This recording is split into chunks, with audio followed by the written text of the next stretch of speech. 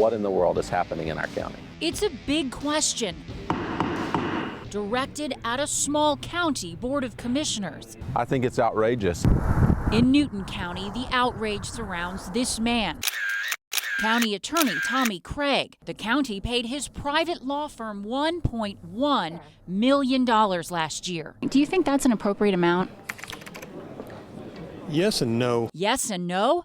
We took a look at county records, and they show Craig's income is sky high compared to other county officials. But you're not going to say one way or the other whether you think $1.1 million is a reasonable expense? They reappointed Mr. Craig a couple of weeks ago.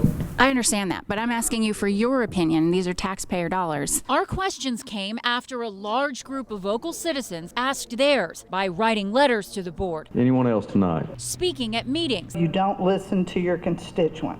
and taking part in a poll the local paper conducted on whether Craig should keep his job. The results were overwhelming. People of Newton County unequivocally said, we don't want him. Still, the board voted unanimously in January to reappoint Craig to his 39th year as county attorney. You have 100,000 people living in Newton County, and you're paying your county attorney $1.1 million.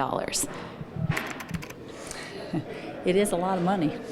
But several board members say Craig is asked to do too much, so the problem is really the board's to address, if they can manage to put it on the agenda. I don't set the agenda. Well, you can set the agenda. You're a commissioner. You can put something on the agenda if you want. No. It has to be 2 commissioners where our agenda set up 3 commissioners for us to pass someplace on the agenda. You just can't go out and put something. Commissioner, is that your excuse for not addressing why the county spent $1 million on their county attorney this year? I believe he earned it. Because you couldn't put it on the agenda? No, I believe he has earned it. So how is he earning it? Billable hours. Unlike many other county attorneys, Craig is not salaried. He's billing the county for every hour he works, hours he also accrues from other jobs he does for the county. Besides county attorney, Craig is also a water consultant and project manager for the county's development of a new reservoir.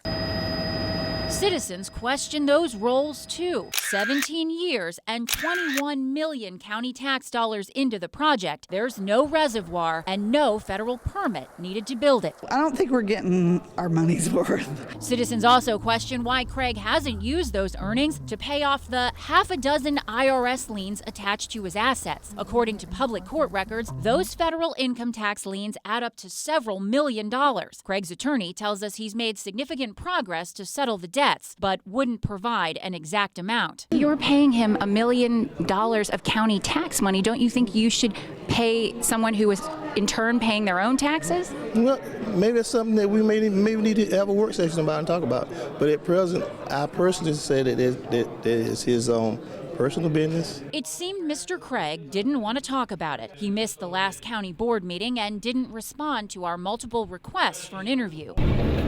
Mr. Craig? We decided it was time to catch up with him at his law firm. I'm Katie Beck. I'm from 11 Alive. I've been trying to get in touch with you.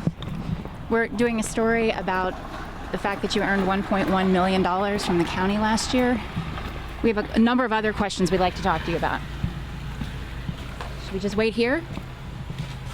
Sir, you're an appointed official. You should answer these questions. He locked it too.